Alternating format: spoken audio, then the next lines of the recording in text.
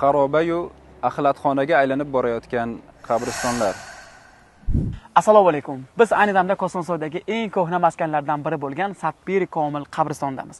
Va bu yerda bugun Qurbon hayiti arafasida juda ham ko'plab mo'min musulmonlar tashrif buyurib, qabrlarni ziyorat qilishayotganliklarini ko'rib quvongan bo'lsak-da, ammo lekin ba'zi jihatlar bizni birozgina xafa qildi. Qabriston xodimlari bilan gaplashganimizda ular shunday deyishdiki, odamlar Alloh buyurgan ishni qilib, Alloh yoqtirmaydigan amallarni qilishyapti deyshti. Ya'ni qurbonlik qilib, undan ortgan qoldig'i va najosatlarni qabriston yon atroflariga tashlab ketishmoqda ekan.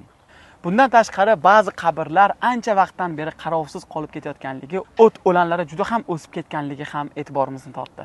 Bugun biz dunyoga shunchalik berilib ketdikki, o'tib ketgan yaqinlarimizni qabrini ziyorat qilishga, uni tozalab qo'yishga vaqtimiz yo'q.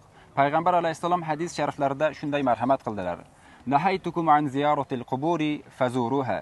Men sizlarni qabrlarni ziyorat qilishdan qaytargan edim. Bas ularni ziyorat qilaveringlar dedilar. Bugun biz bu hadisga qanchalik amal qila olyapmiz?